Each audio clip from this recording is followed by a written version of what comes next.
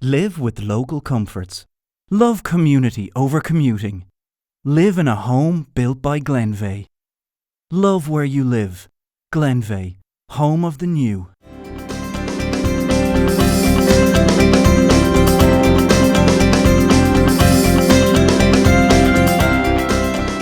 Welcome to Through the Front Door, brought to you by Glenveagh Homes. On this podcast, we'll be consulting a wide range of experts, from mortgage brokers and architects to interior designers and sustainability experts, who will be addressing those burning questions you've always wanted to know the answer to. On the podcast this week, I'm joined by interior designer and creative director at H&G Design Group, Muriel Simpson. The buyer market has changed in that when we come to clients now, they already have an understanding, and there's so much online and Instagram, Pinterest, there's so much out there at the moment. It gives them an idea. There's design direction that they can get from that. For example, I like Scandi, I like mid-century, I like eclectic, I like traditional, I like modern. So people have more design direction when they come to you now, and I think that helps as well. From their experience to mine, we'll be sure to cover all the bases to put you, the listener, on your way to finding your perfect home. Muriel, listen to me, interior design. It's a fascination, I think, for everybody. And there's more of a science behind interior design, I think, than most people anticipate. I actually have another friend who's in interior design and living outside Ireland, that is, as well. And so not a competitor of yours. And I know from the projects that she works on that it can be extraordinarily intense and very difficult as well, I suppose, when you're working with engineers and architects and part of a design team. How long are you at this game, and do you love it? Yeah, I mean, it's a very varied job. So it's great from that point of view that you could be working on, a commercial project, or you could be working on a residential project. So it's very varied. So every time you turn up in the day, you don't know how your day is going to end. A lot of what we do, you're right, is chasing. So we chase people morning, noon, and night, suppliers, project managers, architects, etc. We're constantly liaising with teams and groups of people, and it can be very varied. I mean, you're doing anything from product specification or specification on sites, for example, for new homes, new builds, right down to selecting cushions and throws and bed linen. So it goes from the extreme, from one side to the other. No, it absolutely does. And actually, I think, with all due respect, average Joe walking down the street really does think it's just about cushions and throws. I wish it was just about cushions and throws. Oh my God. That would make your life so much simpler. Oh, wouldn't it? Because the whole design concept of any building is absolutely huge. And the fact that building has to work within the environment and the people who are working within that environment, and then you're into accessibility issues, and then obviously ordering materials and all of that. So it's very, very broad and quite complicated, really. Yeah, and it takes a lot of people coming together at the same time. So, and working with groups of people and teams can be challenging. But I mean, it's hugely creative as well, because you get different people's points of view and you get a huge amount of input. So you're never working in a vacuum. You're never just designing on your own. You're designing within a group, for a particular individual, or for a developer, or maybe for an institution, for example, some large institution with regard to fit out of large PTR schemes where you're fitting out over 190 to 200 apartments. And so you're coming up with a scheme that is going to be, multi-purpose, and it's going to appeal to a broad selection of target audience.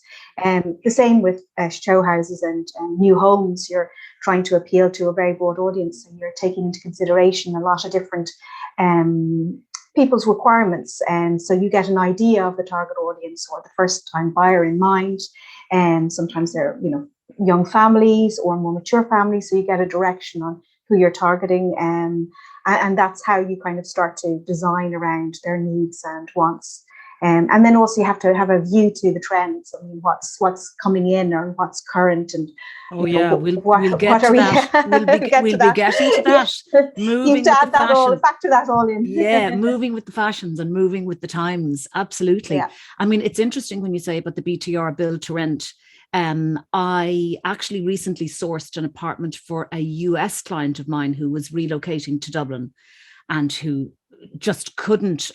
What tends to happen is that a lot of people coming to Ireland from overseas or returning to Ireland from overseas think that they can sit on daft and myhome.ie at 2 o'clock in the morning, and then that their parents or somebody else is going to run around looking at property for them. And it just doesn't work that way at all. So anyway, I was sent out to source a property, a rental apartment actually, for this particular client. And I ended up sourcing and obviously doing a deal on an apartment out in Dunleary in Coolanore. Do you know that development out there? Yes. Were you involved in it by any we chance? We were House and Garden. Yeah. I'm so H&G happy. Design Group. Yeah. I'm so we were happy. Involved in the I'm so happy that you were, but I was absolutely astonished by the level of design and creativity in these. I mean, like they're very much living and corporate world combined, yes. But very clever, very smart, contemporary, cozy. But I was fascinated by the fit outs and I thought they were absolutely stunning. But my fascination was, how the hell did they find 800 couches all the same? Or, or how did that standard, how many of, there might be 600 or 800 apartments there, and where did they get the 800 standard lamps from for the living area? But it was beautifully done, and the quality was wonderful, and I could absolutely see the value in the rental as well. Despite the fact that the rentals are high, because they really are lovely, sumptuous, comfortable places to live with lovely quality furniture, I kind of went, well, yeah, I get it. You pay for what you get. Yeah, and I mean, and it makes it more appealing to the end user, the end tenant. So having a very current and comfortable setup. It's, years ago when you went to rent in Ireland, especially, you didn't know what you were getting.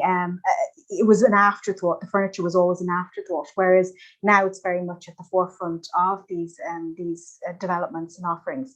And so you're coming together with a concept very early stages. When the development is under construction, and in the background, there's always people working together to put together, kitchens, the bathrooms, the specifications and the finishes, the floorings, etc., so that everything has an operational feature to it, so that is ease and practical and ease of use, and also that it's appealing. So it's appealing to the end user. So it's a very luxurious and comfortable setting, and ease of living as well. That there's nothing in the apartments that is awkward or doesn't fit or is oversized. So it all comes together with regard to a lot of planning goes into the selections and the finishes and the specification of product. So we almost can dictate and a lot of planning about what the developer wants this unit or show house to look like. Yes. What happens at that very early stage? When Glenveigh come to you guys, for example, and say, right, we have a new development in wherever that new development is. They're 3-bedroom starter homes. Pitch me an idea for how this is going to look. Does it go right from the early concept of the design of the actual home, or do they give you a brief, or do you go back to them? How does it work? Very much in a collaboration. So we would sit down with a client and they would give us a brief initially to go through with them. They give us an idea of the target audience, and they would go through what the specifications and the finishes of the property are going to be, what the kitchen is going to look like, what the wardrobes, etc. And that all feeds into the style and the look and the finish. So when we then go with concepts and mood board design, at that stage, it would be very much around an understanding of who they are targeting, and also the location as well. The location, is it near to the city, or is it slightly outside the city? And is it going to be a commuter with good schools? Is it going to be a growing family? Is it going to be first-time buyer or young professionals? And that all is very much part of the discussion. All very much part of the discussion. Wow. Down into the selection of furniture that will feed down into it, and how we think about how people are going to use these rooms, how they're going to live in these properties. It goes right down to selecting whether we put a home office into one of the bedrooms, or whether we put a nursery in, and whether we put twin beds into one of the second bedrooms. So it very much it dictates how we are going to finish and dress and present that unit for sale. So the target audience is at the forefront of how we design and how we approach a show unit. And together with the marketing team as well in Glenveigh, they would give us an idea of the locality and what they have in mind and what the emphasis on, in Taylor Hill, for example, near the sea, Balbriggan, and yes, they brought in a lot of that into the design subtly with regard to the colors we used, maybe with regard to the artwork as well. Selected would be seascapes. So it's all it's all very subtle, but in conjunction with the marketing and the target audience around. You're sort of building around the community that already exists. Yes, exactly. As you said, Taylor's Hill and Balbriggan is coastal. It's a coastal town. So bringing in those coastal colors and prints on the wall, etc., and it just suddenly you're in as a buyer. You're in. And right down to the marketing suite that we had there, the marketing suite that we had on site there, we used the same colors in that as well, so it echoes throughout. And in their marketing brochures, etc., the colors and the branding for that development was all seen throughout, so that the blues and the tones were carried throughout the development. Yeah, it's fascinating. It's fascinating. It is fascinating because it's very psychological, actually. It is. I'm interested in interior design. I'm not particularly talented at interior design, but I love hearing about it and how it evolves and all of that. I call my own house absolutely shabby chic. I'd love an interior designer to come and see me. But anyway, that's another day's work. But I was also just going to say, would I be right in saying, that the average person who's going out, in your view, to buy a new home, most people really don't have creative brains. They don't have the 3D brain to maybe see beyond the plastered walls and the concrete floors and just literally the carcass of a kitchen. And do you think that most young people who are buying homes now, or even those who might be downsizing, they're very much seduced by the show house? Yes, that's the aim. The show house is there to give them an idea of what can be achieved and what they can. It's to create an idea of living for them. Whether they take it up or not is entirely. Sometimes they'll come in and say, absolutely, we send out the list of paint colors that were used in the show unit. We send out the reference on the carpet and the flooring. So a lot of the times we do get inquiries, which is complimentary, because then we know that we've hit the nail on the head. We've appealed to our audience that are purchasing units that we've designed. So it's always very flattering when you do get those inquiries in. But with regard to, I think that the buyer market has changed in that when we come to clients now, they already have an understanding, and there's so much online and Instagram, Pinterest. There's so much out there at the moment. It's fantastic because it gives them an idea already of, sometimes, okay, the rooms are slightly larger on Instagram and Pinterest when you come down to it, but there's design direction that they can get from that. For example, I like Scandi, I like mid-century, I like eclectic, I like traditional, I like modern, shabby chic, or shabby chic. So people have more design direction when they come to you now, and I think that helps as well. Whereas, like the show house, they'll be able to see the colors, the 3-seater, the 2-seater sofa in the living room, so they'll be able to get those general ideas. But then I think Pinterest helps them to drill down into what kind of style they like themselves, and what would they like to create in their property, and how they see the design of their property evolving. And I would think a lot of the young generation have a lot of ideas about how they want their new properties to look. And it's great. It's great to see. But yes, the show house would help them a lot visualizing. Not every new home is equipped with or comes with, flooring, and actually potentially not flooring, sometimes just bathrooms that are tiled. Bathrooms and then kitchens, kitchen. Yeah, bathrooms and kitchens. Right. So, what would you say to a young couple on a very modest budget, for example, and this is sort of like this, I'm throwing you a curveball in a funny way, who are going to walk into a big white box with no flooring and literally kitchens and bathrooms? What would be your top 3 tips about just to ready your home to live in? Just to get ready to live in? Yeah. I guess thinking about the floor coverings, because your biggest area is what you initially will, your big spend. So in order to get in would be your carpets and your floors. I would recommend laminate floor. I think is a fantastic product now, and it's very practical, very cost effective, and we see a lot of if ground floor of the house, run the laminate floor right from the whole door through to the kitchen. It gives you a nice wide open expanse. It creates a very open, there's vast semi-solid area. There's semi-solid laminate floors now as well, isn't there? Yeah, there's so with the laminate floor, you don't have to break it. So you could change the pattern. So you could have a herringbone pattern in the hallway, and then you could have a wide plank into your living room and into your kitchen. And I would suggest keeping the floor the same throughout, because there's less waste. And also it creates a larger expanse. So when you look across from your hallway into your kitchen, it all flows. And it's quite a design thing in that we like that the coverings flow through and they don't break up the rooms. So therefore your living room, flows into your hallway then flows into your kitchen. Whereas when you break it with tiles, you have different levels. So you'd have a different level in your hall, and you might have a separation bar, then a door plate between your kitchen and your hallway. So it's nicer when you can flow the flooring throughout. And again, with carpet, I would keep carpet the same tone throughout. So if you're putting a runner on the stairs, make sure that the stairs are painted, and that can be included, or else it's something you can do before your carpet goes down. And you can put a runner up to the center of the stairs. And I would keep the carpet the same in all the bedrooms and the landing, because breaking the carpet again has the same effect, when you have different colors in different bedrooms. Yeah, no, I agree with you actually on all of that. That's a pet hate. Yeah, I can imagine. I know exactly what you mean. And just for the sake of turning the key in the door and getting in there, would you start to choose colors for the wall immediately, or would you just go, give me the white box, just paint the place white, and we'll work from beyond there when we're ready?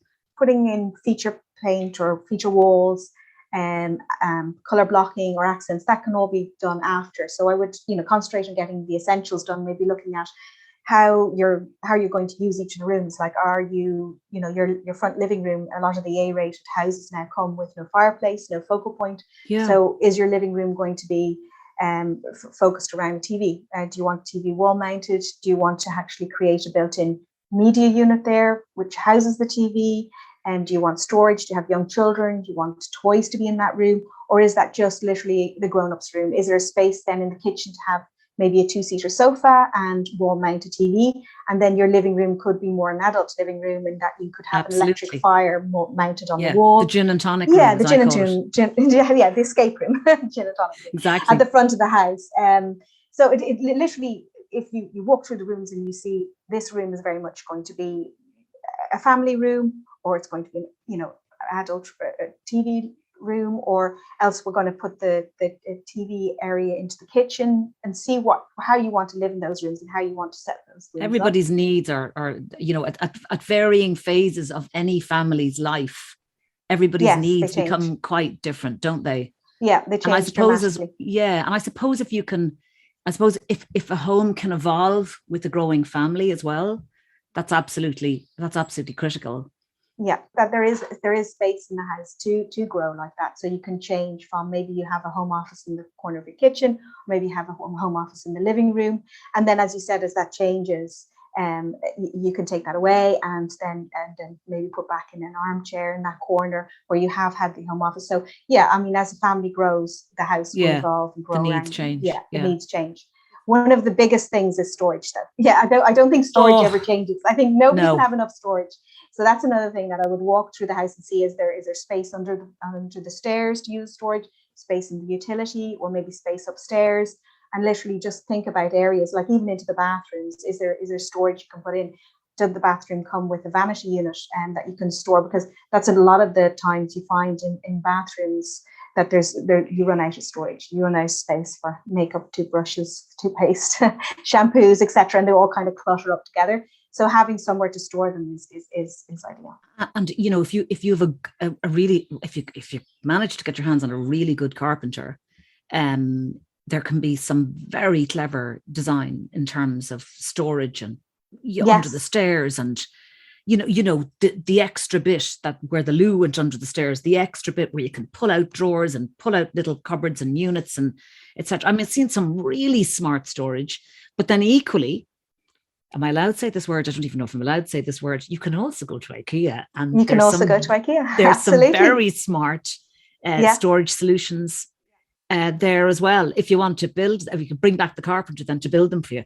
Yeah, but or anyway, you can build them yourselves. I mean, they're not if you're on your anyway Nelly. inclined. I'm not right now. Well, No, I'm I not. have Not for me. a sister-in-law who's fantastic at doing that. She can put together the bookcases and the storage units. She could have a business. Bunk beds, everything. Yeah. But it does. I mean, it does make the difference. Because somewhere to tidy or put things away is just. It makes for a more organized life, isn't that what we say? More mindful life that you don't have to concentrate on constantly fielding your way through the clutter. It's funny you were mentioning there about accent colors, and to sort of, you don't need to throw yourself into that as soon as you turn the keys in the door of your new home. Settle down, settle in, have the home flowing nicely, and then, as you said, then bring your ideas to the fore about your colors. But that's funny, I've actually only got into accent colors very recently in my and like, I'm involved in the property world a really, really long time, but I had so much art, right? I've collected lots and lots of art over the years, that my art was my accent color. Yeah. Right. And so I had white walls and whatever it happened to be, art and mirrors and things that I collected from overseas, and family photographs and heirlooms and all that kind of stuff on the wall. And that brought the color into the room. But anyway, things have changed a little bit. I do have some accent walls now, which I'm actually really enjoying. I'm surprised at the difference in the mood actually that they can create, of luxury and calm. So I was missing out there for a little while. Yeah, and you can bring them down into, like, if you are doing an accent wall behind your bed or something, you could then bring it down onto the skirting. So you could color block all the skirting out to match the accent wall, which brings then, because sometimes people just stop at the accent wall and then they don't bring it into the room. Like, as you said, with art, say, for example, if you had the accent wall and there was a nice navy and there was navy in the art, I'm loving navy walls at the moment. I'm loving them. Yeah, exactly. And they close in a room, they make it cozy. And then if you accent that throughout the room with cushions, throws, maybe in through your art as well, it brings the color through the room. So I think some people just stop with the accent wall, whereas you need to bring it through the room, either in another area like the skirting, or else through soft furnishings and art. Yeah. Lovely. And I was just going to ask you, actually, and you sort of mentioned it a few minutes back. I was going to say, what are the most popular trends at the moment? And you'd already mentioned herringbone floors, right? Yes. And I have to say, they are absolutely lovely. And it's a real revival, and a contemporary revival of the herringbone look. And I have to say, I do think it's absolutely gorgeous. I remember thinking, oh no, that wouldn't work in a hallway because the hall would be too narrow, and then you'd have the herringbone zigzaggy design. Oh God, but they work. They really do.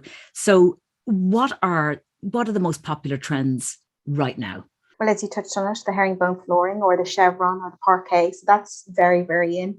There's also a lot of lifestyle kind of choices that people are making, which I'm seeing coming in, and that's really interesting because it's products like, say, cork flooring or sustainable carpet. So you have carpet made from marine plastics. So while it might be maybe 10 or 12 euro in the difference between standard carpet product and your sustainable carpet, it is a very soft carpet. Durability is exactly the same as polypropylene, and you're helping the environment. So there's some lovely kind of lifestyle choices that are coming in through sustainability. Cork flooring, from Portugal. But is cork that tile, sustainable? Yep, it is, and it also is very insulating as well. So it's a great it insulates against cold. So the floors are very warm, and it's soft underfoot too. And it's actually, soft underfoot. Which so if is you lovely. Drop something on it, unlike a tile, it's not going to shatter. And you can seal them as well, and you can seal the top of them, varnish them, and finish them so that they're completely waterproof. So you can wash them with a mop as well. So they're similar to a laminate floor in that sense. So you're seeing a lot of products like that are coming to the fore, and people are inquiring about them, which is good. And we will hopefully, I did 2 show houses with sustainable carpet, which was recycled from marine plastics. So amazing. That was nice to see. And there's no difference. It's actually even a softer fibre than your standard propylene, which is amazing. Is that becoming very important now? You know, that to Yes, be, I mean, I know to be obviously a lot of sustainable. these homes are air to water, they're aerated, they're warm, they're tight, you know, in terms of keeping the heat in, etc., airtight. But that's obviously becoming really important now. God, I think that's brilliant. Yeah, it is. It's something that we're very conscious of with regard to, you can also, your paints as well. And so you can look at a lot of finishes that you can opt for a more sustainable product in that area. So that's a lifestyle trend. And then you have your other trends, which are color is back. So color is back in a big way. Yeah. And so you have your yellow coming back, not quite your vibrant kind of your primrose yellow, much more a vibrant yellow, not the 80s yellow that we're used to in holiday God, homes you in remember Ireland. that? And the Yeah. orange flowers. Yeah. So there's like Sidecar, which is kind of like a golden yellow from the Fleetwood collection. So this is kind of these yellows that are coming in that are kind of more mucky yellow than a primrose upbeat yellow. And so color is very much in, and color blocking, rattan furniture. So a little bit of a vibe to the 70s retro look as well. And so that's kind of slightly replacing the Scandi look that I don't think is going anywhere. It's still with us, and will be with us for I'm sure another year or two. I was just going to ask you there, like, here's a bit of a mad question as well. I mean, how can you achieve, you know, a bit of luxury, you know, together with practicality? It's a bit of a wild one. Again, like as you were saying, say for example, if you wanted to go with the herringbone floor, you could select the herringbone floor, you have to do it in a laminate. So where you're not paying the same prices of you know, a solid herringbone floor, you could achieve the same look and finish in a laminate. And again, use it in small areas. So use it just in the hallway because it's an expensive product to fit. So just have it in your hallway. So you have that wow factor when you enter the house. There's the herringbone floor, but it's just in the hallway. And then you go into the wide plank in the other rooms. So you're making a cost saving, but you get the initial wow when people open the door. Make an entrance. The other is a small runner. So just do a small runner on the first flight of stairs. So if you have 2 flights of stairs in the house, just put a runner on the first flight, and then put a cotton binding at the edges of it. So maybe have a navy cotton binding and have a, you know, dove grey carpet with a navy cotton binding, which gives you that lush, luxurious feel and finish, but you're actually only doing it in a small area. Again, you know, there's a cost saving to doing that rather than running it up through the landing and the rest of the flights of stairs. So there's small things that you can do that will give the look of more luxurious finish, but actually in more cost effective. And on that note, Muriel Simpson, I'm going to say thank you very much for talking to me today. Thank you. Thank Lovely you very talking much. to you and too. the best with the business. I've really enjoyed talking to you. Thank you. Live with local comforts. Love community over commuting. Live in a home built by Glenveigh. Love where you live. Glenveigh, home of the new.